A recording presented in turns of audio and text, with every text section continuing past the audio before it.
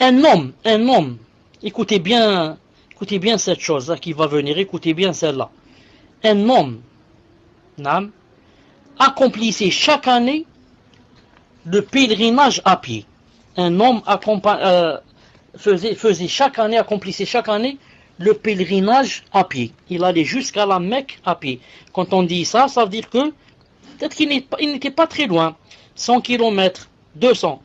Non, 100, 200, c'est pas beaucoup à pied autrefois. Il y a des gens qui partaient d'Afrique. Il y a des gens qui sont partis d'Inde. De l'Inde vers la Mecque. Pourquoi? Vous savez, hein, c'est vraiment un pilier le Hajj, c'est pas n'importe quoi. Et autrefois, il y avait l'iman, il y avait la foi, pas la dunya dans le cœur. Il y avait la foi, il y avait Kda, et beaucoup sont morts en chemin. Et donc il y avait un homme qui accomplissait chaque année le pèlerinage à pied. Peut-être qu'il était peut-être à 50 km, peut-être. Hein. Alors, un soir, alors qu'il dormait sur son lit, sa mère lui demanda à boire. Elle lui a dit, mon fils, va me ramener un peu d'eau. Il lui fut pénible de se lever pour apporter de l'eau à sa mère. Il lui fut pénible, vraiment difficile. Comment maintenant je vais lui donner de l'eau alors que je me suis presque endormi, etc. Et à ce moment-là, il se souvint de ses pèlerinages accomplis à pied, qui ne lui causaient aucune peine.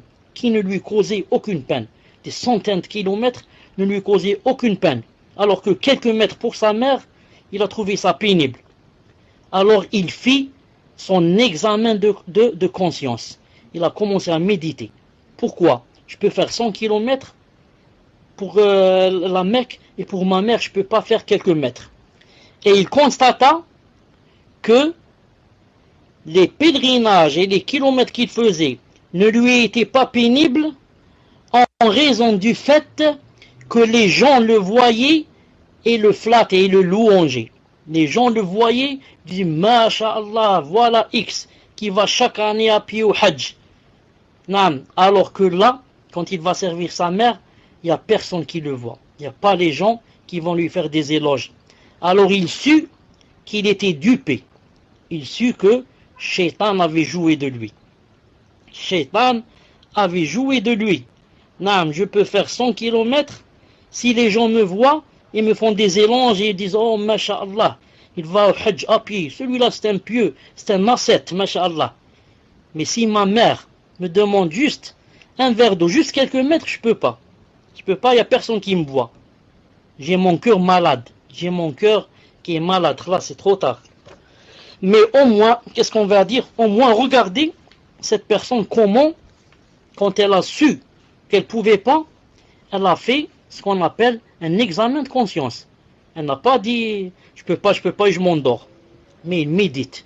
Pourquoi je peux pas? Pourquoi le Hajj je peux et ça je peux pas? Et il est arrivé, alhamdoulilah, à quoi?